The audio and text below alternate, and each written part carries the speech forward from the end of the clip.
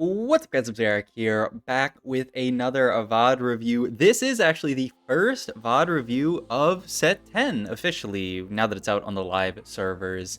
This is also a Dish Soap VOD review. Look, I did so many VOD reviews of Dish Soap, I would love to say, like, oh, I should maybe VOD review someone else. Maybe there's someone else popping off. But Dish Soap was literally the first person to the new Emerald rank yesterday when the set came out. I feel like I had to review him. His stats were insane. Here, let me move my head for a second so you can see his stats prior to this game. 2.6 average. That is a lot of firsts and nothing worse than a sixth.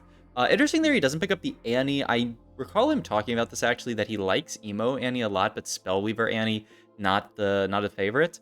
You can potentially play like Emo Annie reroll. He showed that off, I think in PBE, not in live. Maybe it was on live. I don't recall. But either way, you know, same thing, basically. And he does really still love this, like, Lilia type opener. I actually did not see what galaxy you're in, so let's go back and see when he hovers the galaxy, because if this almost looks like... Okay, this is, yeah, I mean, this is another gold per item galaxy where he gets a Varied Treasures opener. I feel like this is, like, the last VOD that I reviewed once again with a interesting, you know, this augment is always a take here. These are his items in this spot. I do think, I mean, in this spot, you're playing around your quirky backline. He also really likes this quirky backline a lot. You have the quirky backline. I's the only slam that really makes any sense here. Maybe you could go into like an IELW kind of setup. Not sure what we're gonna make out of this rod just yet. But yeah, I mean, we'll see. IELW plays into a lot of different stuff. IE plays into a lot of stuff as well. IE is a really flexible item. You can also go like IE Hodge. Because the nice thing about IE is it's great on Ezreal, it's great on Caitlyn, it's really good on Akali as well, so you can flex into that. If you want to play Zed, you can go IE Zed, though I'm not the biggest fan of Zed. And it's also really broken on Samira, which is, in many ways, one of the most broken comps right now. Country Emo Samira or Reroll is disgusting. So, you know, maybe we'll get that if we high roll something towards it. We'll see. With this opener, definitely not really looking toward it. We're not holding these country units yet, but hey, it could always happen. Oh, and there's the LW potentially. I mean, I think you probably end up making this because I don't know what else you would make. I guess if you fight someone really weak, you can wait around. So yeah, here he has Force Sentinel with the Echo. You can... The question is, are you playing Force Sentinel here, or are you playing the 8-bit? Force Sentinel's a really big upgrade. It upgrades your headliner. Only downside is now we don't have 8-bit for this quirky. And I guess you do just sell these 2 units here and make 10. I would have to imagine, yeah. So we just sell these, make 10. A little bit sad we can't hold this Cassante pair, because having a Cassante 2 would be awesome, but it's just like, I'm not going to sell my Mordekaiser and I'm not going to sell my Echo, so like, what do you expect me to do here? Like, no way I'm selling either of those units. But yeah, we're on the way toward a solid AD, and I mean, the problem is we kind of already have Morello effect on Quirky, so Morello doesn't feel like the best slam, though I guess if you do slam Morello and win, you get to make 20. You can go like Morello Mordekaiser or Morello Echo. I think it's fine on both of them. I imagine you do end up making this, yeah, because if you win this fight making 20, oh, he's just gonna immediately go for the pre-level, actually. Oh, is this because... And this is something that I have to get much better at. If his headliner is next shop, then you always pre-level here. And I'm trying to remember when he picked up this quirky. I think it might be next shop that his headliner is. Did he pick it up at 1-4? The final round, stage 1? Because yeah, as I've talked about before, you get a headliner every 4 shops, even if you've got a headliner bought. And pre-leveling here is going to give you a chance of finding a better, higher cost headliner. Potentially you can pivot out of this Lily into something else. Here's say what we go for items wise. I would want to go for like this chain vest probably, or even the belt, just for some kind of defensive item. But I mean, I could see sword for Shojin. I would probably go for the chain here, so I'm curious to see what he goes for. He goes for the sword for maybe Shojin, maybe Gunblade, we'll see. And yes, it is headliner in his shop, so now he has this, ooh, I mean, I have to imagine we're going to full pivot the entire board here.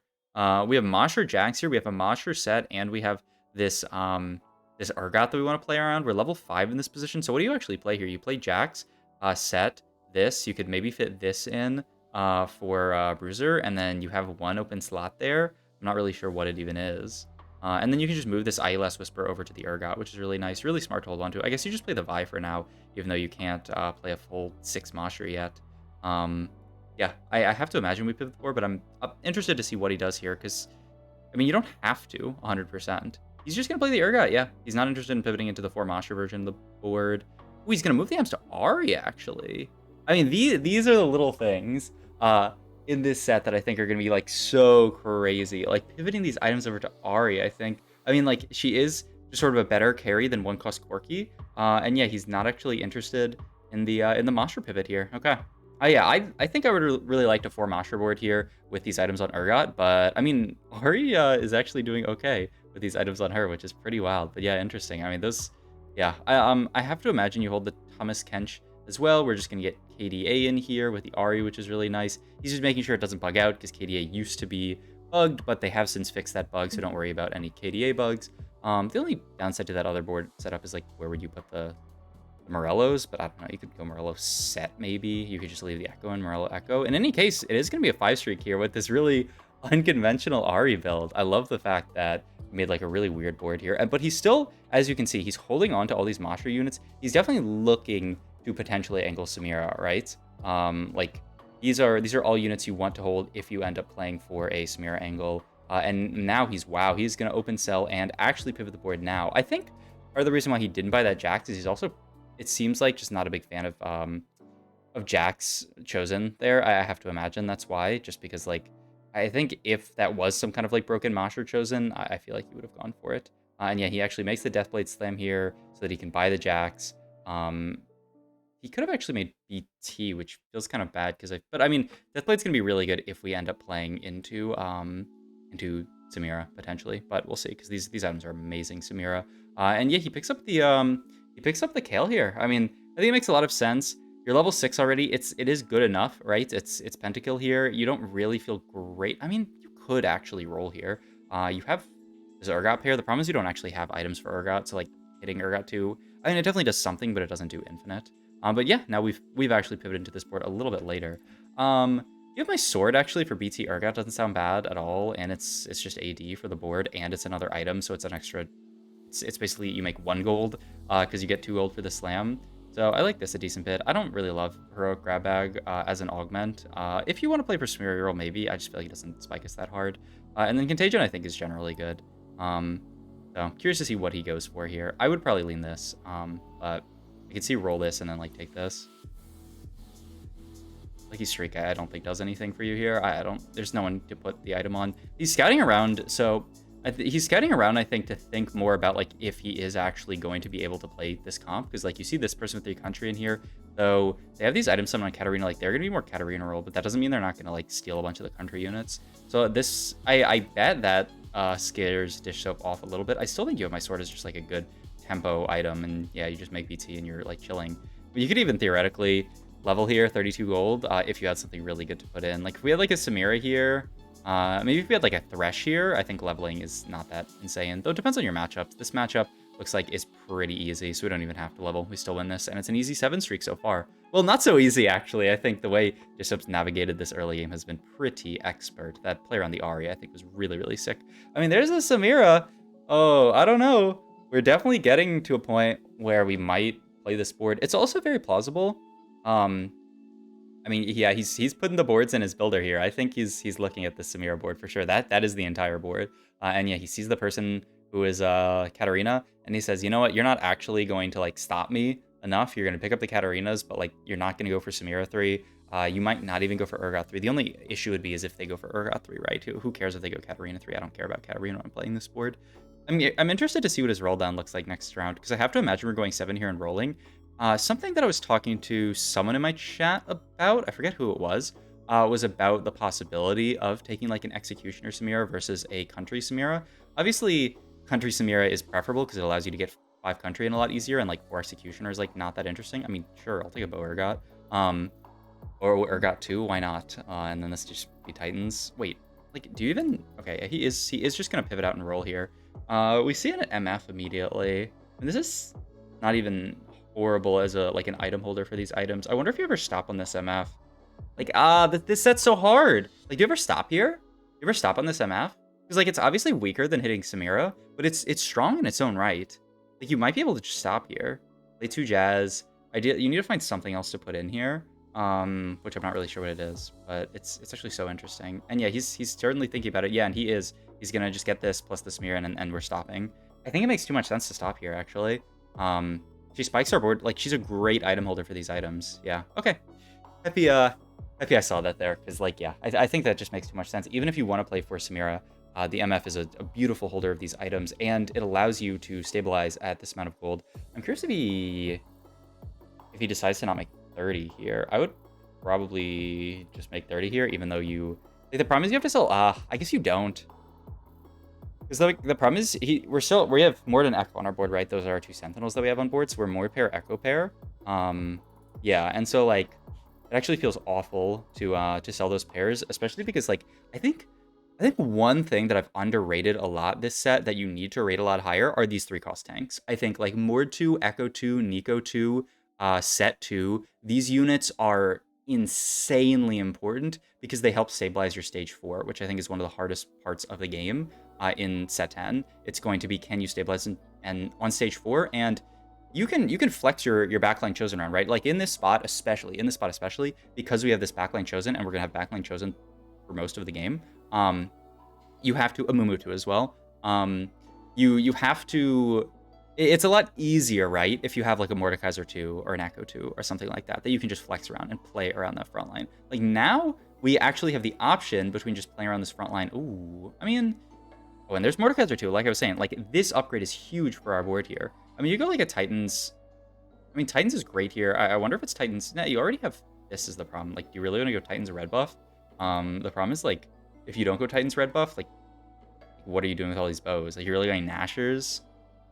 I guess you could go Nashers. Nah, I don't think you can actually go Nashers because you need to save this for a tank item. If you go Nashers, you have no tank items. I'd probably just make red buff here, even though it seems really sad. Like, I kind of feel like you have to. Like, if you don't, I'm curious what these items become. Because, yeah, like, you make Nashers here, and then you're left with open bow. So we'll see. Looks like he isn't going to go for the red buff yet.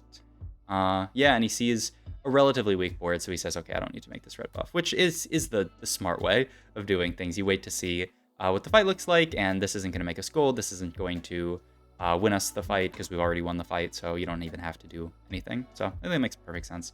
I'll hold on to these. But I do think this will likely have to be red buff if we don't get something like that. Oh... Isn't it just blank slate here? Holy fuck. I mean, the board's pretty expensive, right? Like, this is 18's 36 gold, and then the MF as well. Like, I imagine it's blank slate here. But, like, this... Okay. And I was talking to Doruwawa in my chat the other day. Well, literally yesterday about this, how he's like, you know, this blank slate augment sucks in the stats. And it is a very skill-testing augment, right? It makes sense that blank slate sucks in the stats. But I think, like, if this isn't a spot for it, what is? I would have to imagine, but I mean, I guess we'll see. Yeah, he's really thinking. I'd love to see blank slate because I think it'll be really. But he's out of time now. Yeah, he just takes the best friends. Okay. I mean, the thing is, like, he kind of already has enough gold to do this. But yeah, I don't know. I'm actually curious to hear. And there's the red buff slam, like I talked about. What he was thinking here, because like, I do think. It was a pretty good spot for blank slate, but the thing is, like, he can already go 8, so he doesn't really need the gold that much. Best friend spikes his board. Like, it's just, though, like, it was so much gold blank slate. You could... Would he have had enough gold to go 9 there? He would be in his current spot, except he'd have another, like, what is this, 36 plus 54. Like, he might have had enough gold to go 9 there, but then, like, roll once. So, probably not, like, go 9 and just die immediately. In any case... Really good spot here. He, like I said, he went the fast 8. If you're allowed to go fast 8 in this spot, like, he doesn't actually have anything that really commits him to Samira. He actually, it's so rough, actually, he loses that fight. But yeah, like, he's probably not looking at playing the Samira comp anymore just because his early game's been so good. It's just gonna be one of those, like, fast 9 type games. I think it was an expertly played early game, and I think so much of set 10, I think, and then this belt item, I mean, I guess it could be an Evans Shroud. Yeah, I would prefer just to have like a real tank item though. And we already have LW, so it's never Evans Shroud. Shroud Ode Evan. But yeah, like we just take this here. Obviously, we're not gonna make a Sunfire, but we're gonna hold on to like real tank items here. I assume. Actually, are you interested in selling these Mumus? I feel like I would just try to make gold here, but I think. Once again, like I was talking about the 3-cost tanks, he's looking at those potentially. He even gets your damage here, which is pretty interesting. But I mean, like the Kiana, like if Kiana farms an item component, it's insane, obviously, and like true damage onto our Echo too is really nice. Yeah, I think this is something that I need to do more in my games is play around these 3-cost tanks. I think they're just so important this entire because like the fact that we have like Echo 2, Mordekaiser 2 has made our mid game so much easier than it normally would have been if we didn't have them. And even though we haven't pivoted the board, like even if we do pivot the board, which we probably are just going fast 9 at like 5-5, I would have to imagine. I don't think we can really do it at 5-2 with enough gold to hit. I mean, maybe. For 51 gold here, 5-2. You could probably go at 5-2. You're just going to have very low gold. It could be one of those situations where you go 9 and you just don't roll. You just go 9 and then like sit for 2 rounds. Or I guess it can be, yeah, you go 9 at 5-2, sit for 2 rounds, and then actually roll at 5-5. We'll see. We will certainly see. I mean, you're 93 HP, so either way, this is an amazing spot, and really, you're just trying to convert this game into like a top 1, top 2. You're guaranteed top 4 from this position already, but yeah, the question is, can you go top 1, top 2? Tank items, like I said here, Declaw Bramble Warmog sounds fine to me. Yeah, have to imagine. Yep, seems perfect. And then we'll just level next round, like I said. Ooh, yeah, we're not leveling this round. He's actually rich enough. I forgot about the item slams thing, that we just got 6 gold from that, and I feel we got a little bit of, a decent amount of gold from minions, so actually we might be able to just 5-2 it. Yeah, I mean, it's 30 gold. Yeah, I mean, you can just 5-2 it, right? Sell the MF and pivots. Curious to see what he does here. Because, yeah, I mean, he's got 30 gold to pivot here. You could certainly sell the MF. Looks like he is going to opt to 5-5 it, though. I can't imagine we're going to go fast 10 from this position, but I mean, I don't know. Maybe MF plus country is too broken. He's looking to refine the MF because he's going to try to play for some kind of AD board, like the Jhin or the Lucian, which I think makes perfect sense. So he's opting not to actually pivot the board here. I feel like the value of rolling is insanely high here, and the only reason that he doesn't want to roll in this position is that he thinks his board's actually like good enough already, which maybe he's right. I could certainly see it. It just like the board's actually good enough for stage 5 here, with all of these like really reasonable 3-cost upgrades, like the Echo, the Mord, the MF, and the Urgot. Okay, I'm pretty sure like it clicked, and this set is just all about 3 costs. Like even if you're not playing 3-cost reroll, like the function, like even this whatchamacallit, this Urgot, hitting this Urgot to also put us in an incredibly good spot compared to if we didn't have this Urgot too. Like these 3-cost upgrades are what made our spot good. And like as you can see, we're literally top 4 with this board. We still haven't actually pivoted into our like real board yet. Let's see, item wise here, he goes for archangels because you already have. I mean, yeah, you have to start pivoting now, but the problem is you need to find a backline. There's like Mordekaiser, could potentially be Akali. He's not gonna look at the Akali. You need to find like one Lucian, I would say, or like Caitlyn. Okay, there's the Lucian, perfect. Our best friend's value is horrible here, but we'll fix it next round. Obviously, you put the tank items onto Alawi. Obviously, the AD items go into Lucian, and then we're just gonna put AP items on Ziggs. I like it. And then we still have these items left over on what's his name, on Urgot, which those items tend to, I feel like, be for someone like what's his name? Okay, now we've got best friends value on everybody. I mean, it could either be for like a Kiana or for like the Grave Man, Yorick. Yeah.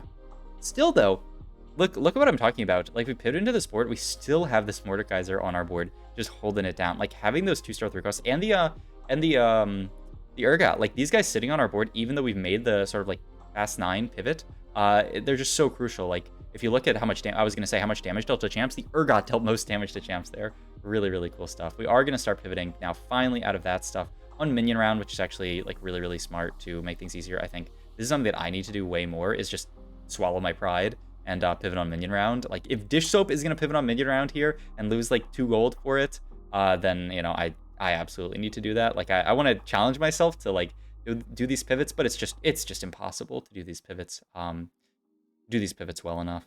You could potentially play this guy over that guy, and then I assume you move the items over to him, and then red buff.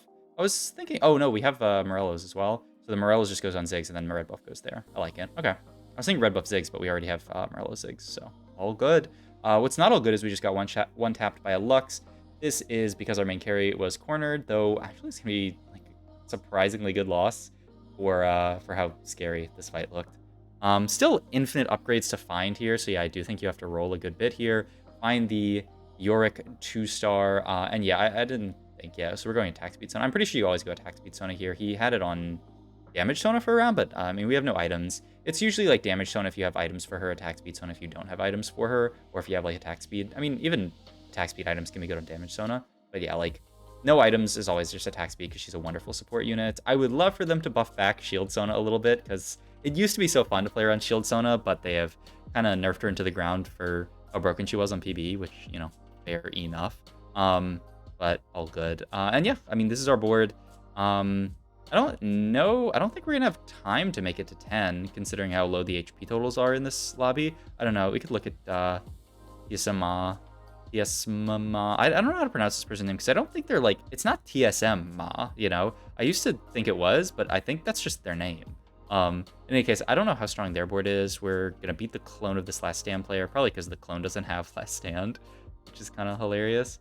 Itemize here, I don't know, like the heart thing. I mean, it's like the only... I guess you could take Deathblade as well. Where's Deathblade going? And then the heart gets taken away, so I guess we're just going Deathblade for MF, which, I mean, is fine. Yeah, you can get Jin in, but I don't think that's better. It does allow you to make use of the Deathblade, though.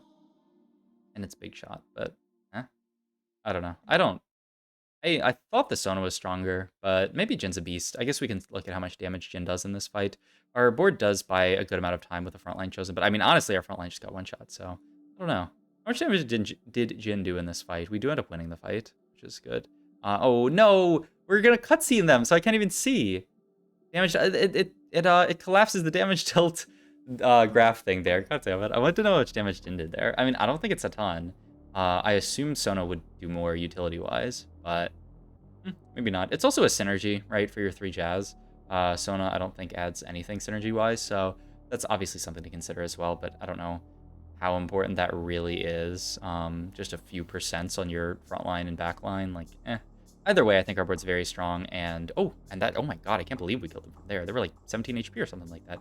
In any case, that's gonna be the win for Mr. Soap. Hope you guys enjoyed this video. If you did, please like, comment, subscribe, check my Twitch and all my other links down below. Thank you.